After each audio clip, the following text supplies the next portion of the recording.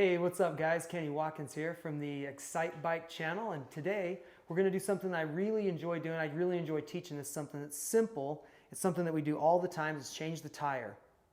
But it's not something that, unless you are kind of schooled in the nuances of it, it can be quite difficult. And I've seen lots of guys at the racetrack struggling with it. So I thought maybe this would be a good chance to lay down some of the tips, or at least share some of the tips that I've learned over the years doing this. Today we're going to be working on a 2023 KTM SX 350.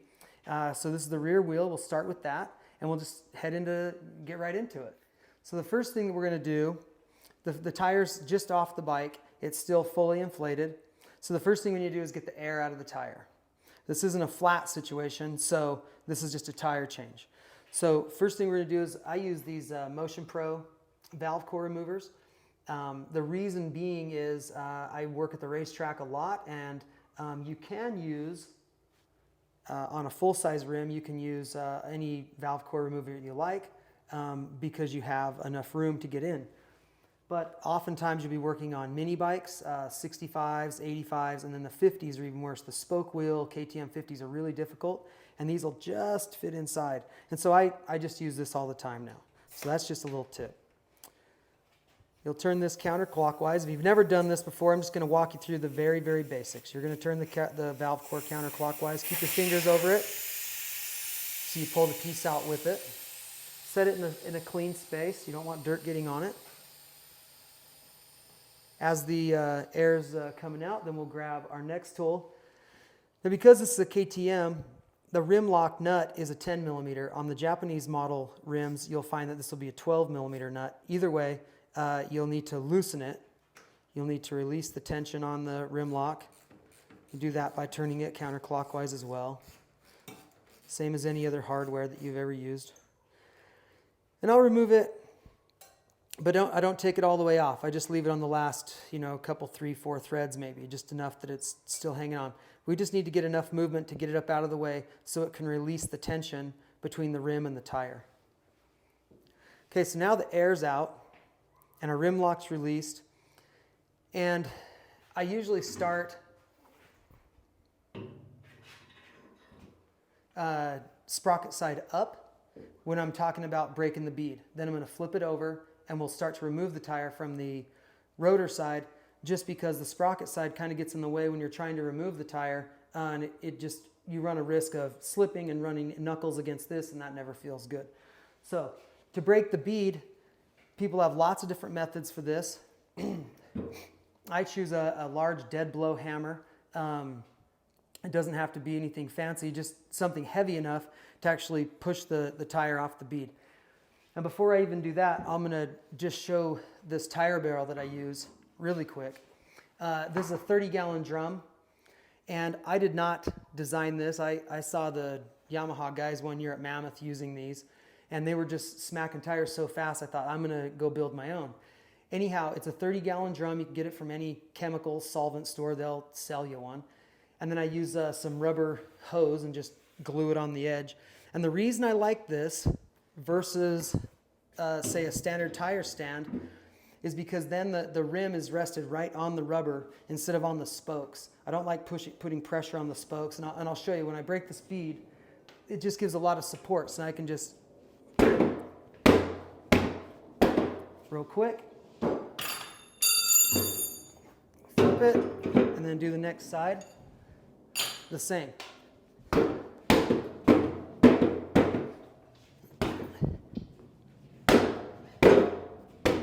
And once it pops off there, then it comes off pretty quick. Kenny, are there specific places that you want to hit the hammer, like you want to avoid where the rim lock is, or is there anything specific? Yeah, if you hit the rim lock, obviously it's not gonna drop into the wheel center. So yeah, I don't start with the rim lock. I start anywhere but the rim lock. And then once the tire is broken off the bead, then it'll drop in everywhere. Because this is a nice new rim and it's fresh, this is easy for us to push the rim lock back, and we can get the tire to drop into the wheel center. I just want to make sure we weren't going to damage anything if we got happy with the hammer. Nope. That's why I use that soft blow hammer, and then that's the reason I like this barrel, because it provides a lot of support to the rim. you can push down heavy on it, and it really holds it in position. Whereas when you're held on the spokes and you hit it hard, it allows it to flex and kind of move, and it doesn't really break the bead very quickly. So Cool. okay, so next, I break tradition from a lot of the way that guys do this. I don't use a bead buddy. I don't use 10 different spoons. I just use 2 spoons. And I want to show real quick, if we can get a close-up of this. Now I ground one down. This is how they'll come from out of the package. This is just I don't even know what this is, from Western Power or whatever. It's just a no-name spoon. But I've been using these for years. They work great. But from the factory, you can see that it's a cast piece, and so it has leftover cast finish on it. And it's not the smoothest finish on both ends. And so when you're using it on a black or a blue or a red rim, whatever, it's anodized, you run the risk of scratching or making marks on it.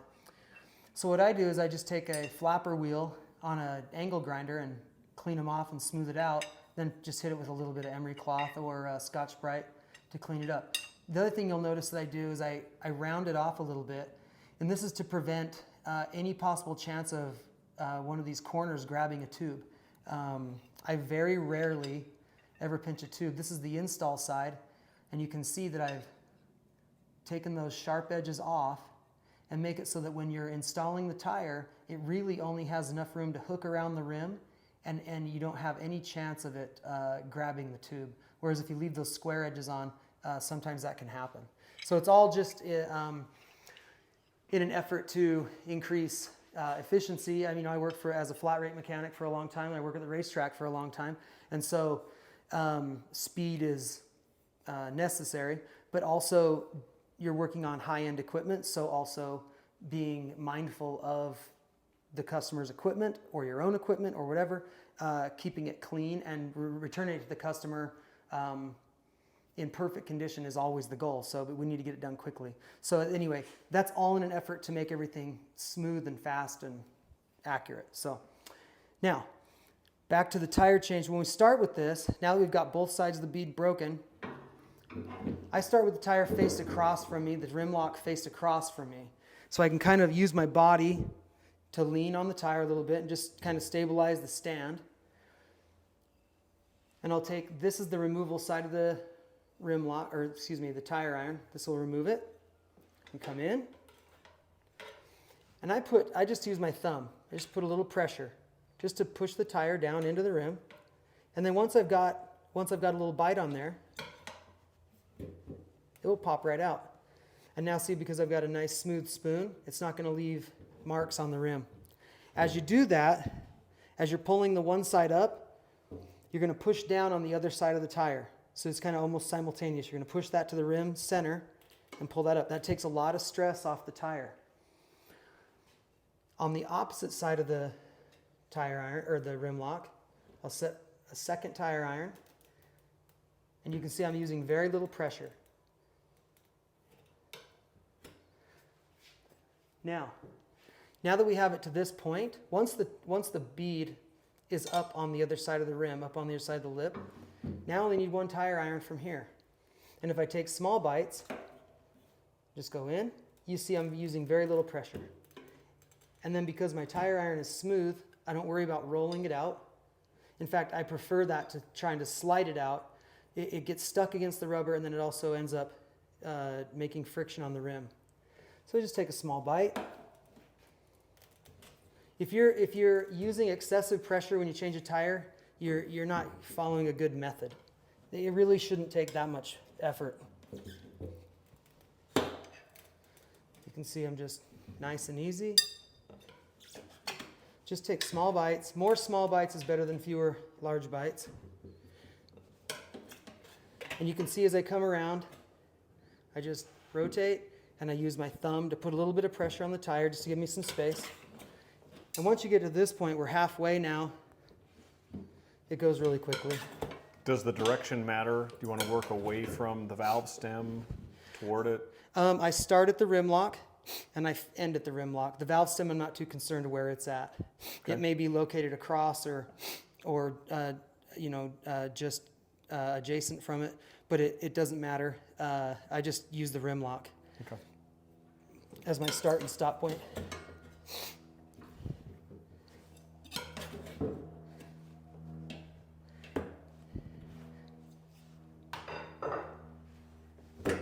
Okay, and then once that's off, then we got one bead off.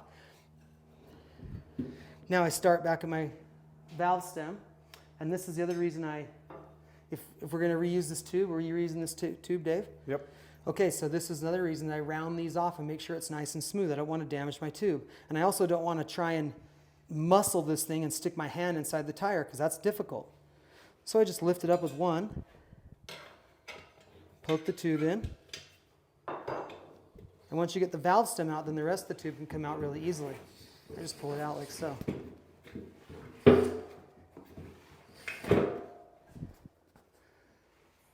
And you set that to the side. Now, we're going to pull each bead off of its respected side rather than try and push the rest of the tire off this bead like you would a bicycle tire. Because these are so stiff, it's much easier to take the bead off each side and then pull the rim out of the center of the tire.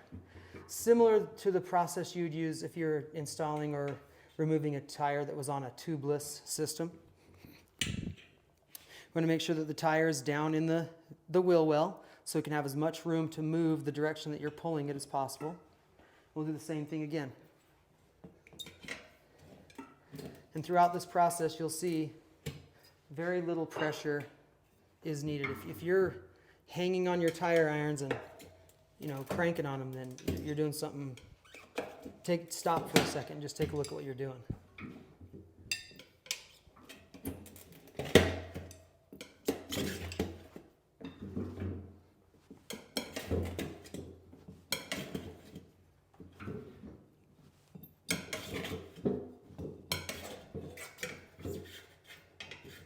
Okay, so now we have the tire in the center of the wheel, or the rim in the center of the tire. You good? Mm-hmm. And then we'll go here. And sometimes here you do have to watch the rim lock. It'll get caught. So sometimes I'll take the tire and just kind of drop it to move that location, just so it doesn't try and hang when I pull the rim out of the center. You want the rim lock to be down? Yeah, down or just Yep. out of the way. Okay.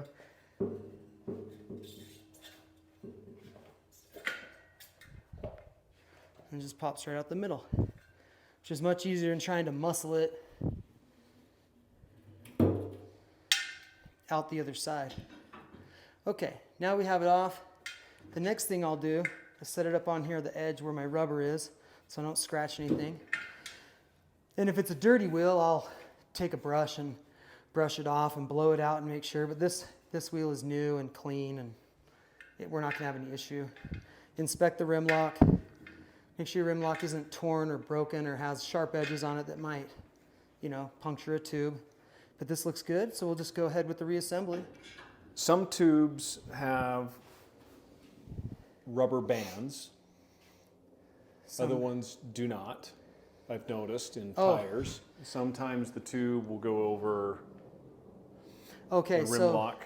And that looks to be, what material is that? I haven't seen that before. This is plastic, and this is like a heat shrink almost. And KTM uses this where they set it on and they heat it and it sucks to the rim. Okay. And so this does the exact same thing. This is just a rim band. Good question, Dave. I've seen some people try to use duct tape instead. And, sure. Yeah. Some guys will tape them, which works. Really, all you need is something that's going to separate the end of the spoke nipple from the tube. You just don't want it to rub through and make a rub spot on the tube and make a puncture. That's really all that's for. It's just to give it a smooth surface for the tube to rest against. You can double this up and put a rim band on if you like. This is KTM's. This is just their procedure, their standard procedure. This is the way they do it. The Japanese models will use a rubber rim band that just snaps over the top, and at that point, yes, it will go over the top of the rim lock. The way KTM does it, they punch a hole in it and set it underneath, because it's like a thick plastic material almost. If you are using a rim band, just know that there's one hole in a rim band, and it's where the two pieces of the rubber overlap and are glued together, there's one hole. That's always for the valve stem. Never punch a second hole in it for the rim lock. Always just lay it over the top. Because then if you punch a hole in it, you'll end up with a weak spot and it'll end up breaking. And anyway, so good question, Dave. Yeah, I always wipe it down. Like I say, if it was dirty or muddy or whatever, I would wash the rim and blow it out and get it dry and then put it back. But this is good. Okay, so this is another pro tip. I use baby powder. I just have an old bucket, an old oil bucket that I use, and I go to the dollar store and get 5 or 6 bottles of cheap baby powder for $1 each, and then throw it in this bucket. And then when I take my tube, when I want to powder it, years and years ago I used to just use the baby powder and shake it on and everything, but this is much faster. I've discovered over the years it's much easier just to take the whole tube, put it in. You can coat it with powder really quickly. Just put the lid on. A little shake and bake.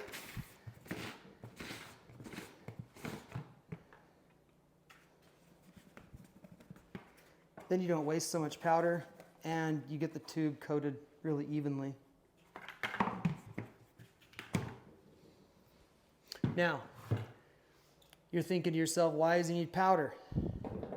Well, the powder acts as a dry lubricant. My apologies. The powder acts as a dry lubricant, just like on my hands. Now my hands slide smooth. They got the baby powder on them. Before they're dry, they're a little bit sticky. Same rubber to rubber. It will slide nice and smooth now. So when we put the tube inside the tire, when we inflate it, it's going to slide into position. It'll actually fill all the space rather than have a sticky spot where you could end up with a fold with it inflated like that. And when you end up with a fold, you'll end up with a crease that will eventually cause a leak. So that's why the baby powder.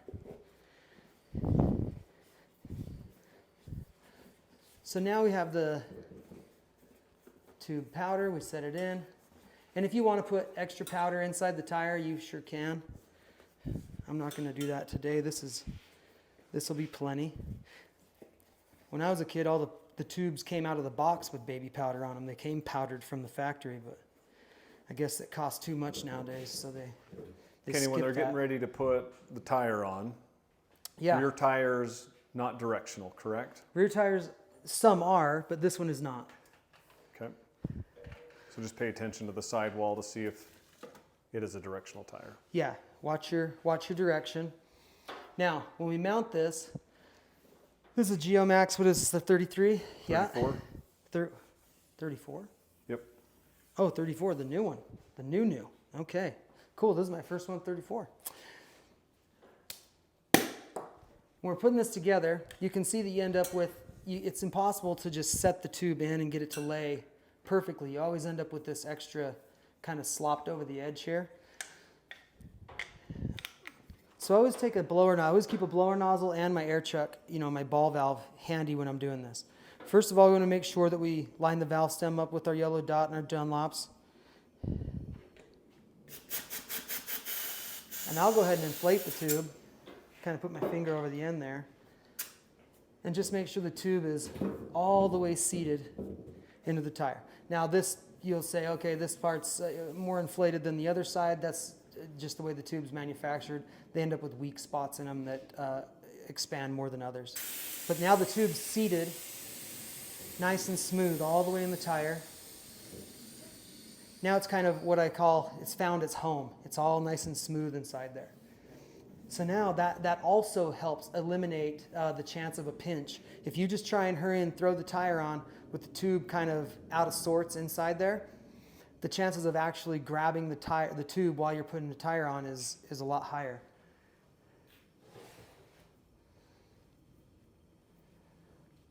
We've got some tire paste here, and we'll just get each side.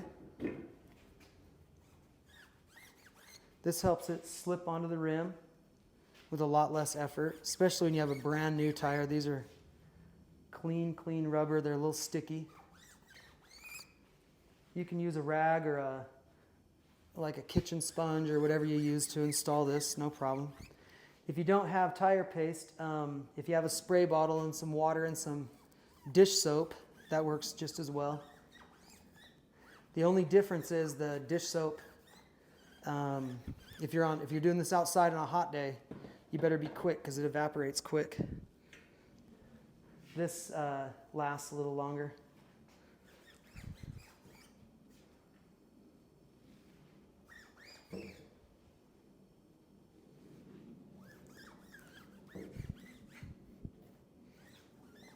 Okay. Now we're going to line up our valve stem with our valve stem hole. Now, depending on the location of the rim lock, it's going to affect how you put this back together. If the rim lock's on the other side of the wheel, which you'll find from time to time, not every rim lock is right next to it's, you know, sometimes they're only 4 spokes away. If they're not 4 spokes away, they're going to be, you know, almost opposite. So if that's the case, you're always going to start with the valve stem no matter what. Whether the rim lock is next to it or not. But if the rim lock is next to it, we're going to put the valve stem in and start the rim lock at the exact same time. Whereas if it's opposite, we would start the valve stem, work our way around, and then I would show you a trick how to get the tire over the rim lock with ease. But for this situation, we're going to take the rim lock and the valve stem at the same time here. And I pull the tube out just a touch. You can say I pull it out just a touch because I don't want to have to try and reach my hand inside the tire. I've been doing this for so long, I never want to do that because that hurts your hands. So a long time ago, I figured I had to figure out a way to do this without hurting myself. If you're going to change, you know, 20 or 30 tires a day. Okay. So we put the valve stem in, but we only wind the nut on just the first, you know, 3 or 4 threads. So Kenny, I noticed that the KTM from the factory did not have a nut on that valve stem. And you don't have to run one. This is just for assembly. For the assembly, Mm-hmm, okay. just for the assembly, because you don't want it to keep popping back out, then that's a pain. So this is just to hold it in position. Roger. Now that we've got our valve stem in position, and we always want our valve stem when we're assembling, when we're reinstalling the tire, we always want the valve stem pushed in as far as it can go. And the reason for that, if you can film that, is to keep the tube out away from the edge of the rim, because we want the bead to be able to drop in right here. If you're trying to assemble, if you're trying to put the tire on and your tube is pulled all the way up, you're almost every time you're going to pinch the tube right here because you're going to pinch it between the tire and the rim. So you always want that pushed back out of the way. And always have a nut. Always, yeah, just have the nut on there. Well, there's 2 nuts there. Oh yeah, always always one leave next to the tube itself, right? Yeah, always leave that bottom nut on there. Yeah, because then I've made that mistake before. If you ever did wind it up against it, that gives it something for it to stop against. Yeah. Okay, so now we're going to install the rim lock, and we're going to do the same thing. We're going to set the tube out of the way, push the tire up, and I just wiggle it into place, just like so.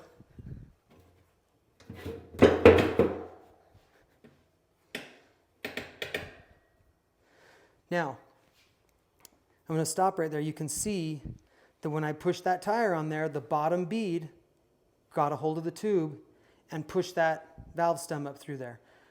We don't want that. So if that happens, we're going to push that bottom bead down, push it back, and make sure you just reach underneath your finger and just feel. Make sure that you get that tire up in position with the valve stem all the way receded, just all the way retracted in.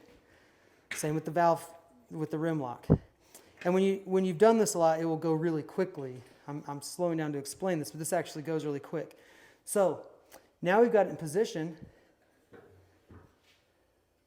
Now we use our smooth tire iron, and you really only need the one. And again, just small bites. And what I do is as I'm going, I just kind of, because this is nice and round, I'm not going to punch or anything. I just poke the tube out of the way to make sure it's not anywhere near it.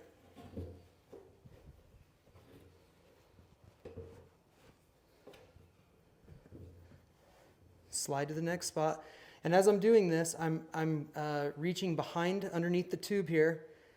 I don't know if you can see that or not, but I push up with my middle finger against the tire to take the pressure off the rim so that my tool can slide right in without having to push on it and run a risk of scraping it across the rim and leaving a mark. So I reach behind, push up, just take that pressure off a little bit. And as you get closer to the end of this, you may have to lean on it with your hip a little bit, just kind of hold it in position. Poke the tube back. And still, in this whole video, you can see I have not had to use any kind of excess force, strain myself, or bend the tire irons or anything like that. So, like I say, when you get it, when you get all the little, when you get every action in the correct order, it will go smooth. Okay. And I'm just gonna retouch that. If your valve stem marker is not perfect, that's okay. This is the time to kind of shift that into position. And if it moves your valve stem beyond where you want it, just take it past, then bring it back. But this one looks good. It looks straight. Our rim lock looks good. And now we just start at the rim lock and end at the rim lock again. Go here. And just make sure. Just take note of your tube. That's what I said. So I really like these tire irons. And I really like it when they're ground off or ground down. Just reduces the chance of leaving any kind of mark. And then once you've got it in position, you really only need the one spoon to finish. It will just stay there. As you're installing this,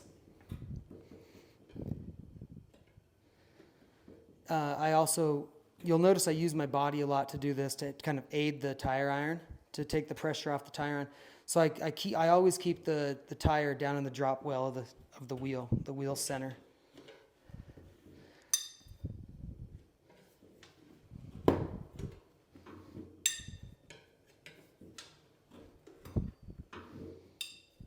so. And if it feels like it's going to struggle, just take a smaller bite. There's no reason in putting all the pressure on it.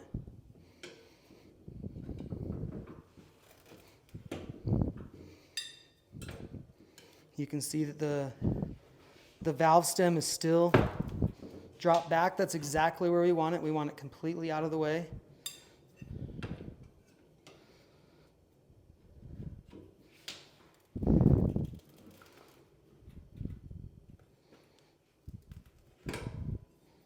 And then the last little bit,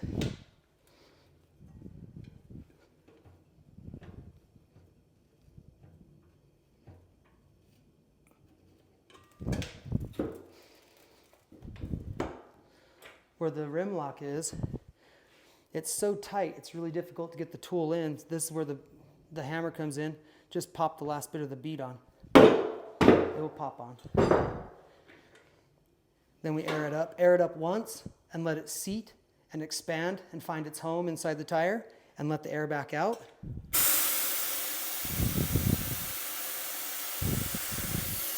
I just use this blower nozzle just until I get both sides to pop out.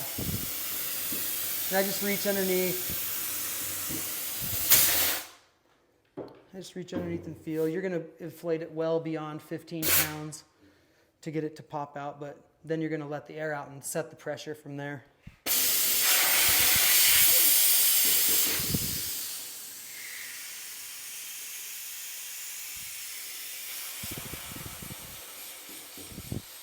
And I'll wind this down just enough so we can set the pressure now. and install the valve core.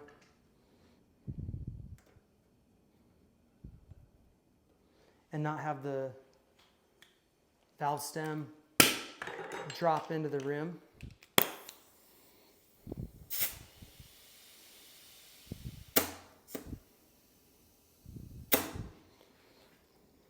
I don't know where our pressure gauge is at, but you would set the pressure and that's it. Tighten the rim lock. The last thing you do on the job every time is the rim lock. So can you make sure that the tire is seated properly? Are you checking the distance of the kind of the rubber markings in between, the distance between the rim and the tire? Yeah, I'll show you. Because not all tires will pop. Yeah, this one didn't. Signifying a seat. Yep. And when you snug up the rim lock, you don't need excessive pressure. I mean, 10, 15 foot-pounds max. That's all you need.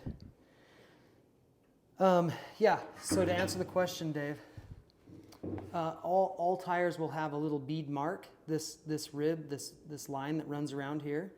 That should be symmetrical. It should be the same distance from the edge of the rim all the way around on both sides. If it's not, then your tire's not fully seated. And every tire will have this mark. And some are closer to the rim than others, but they'll all have that mark. Some of them, this bead mark is right next to the rim, so you'll have to watch for it to pop out. Those are usually the ones that make noise like that. But this is good. It's even all the way around, so it's fully seated. The rim lock is tight. The last thing to do now is set the tire pressure and put the valve cap back on and put it on the bike. You make it look easy, Kenny. Nice work. Okay, guys. Well, if you have any questions, then hit us up on the website. Come on over to excitebike.com and ask away. We're happy to help, guys. Thanks a lot. We'll see you.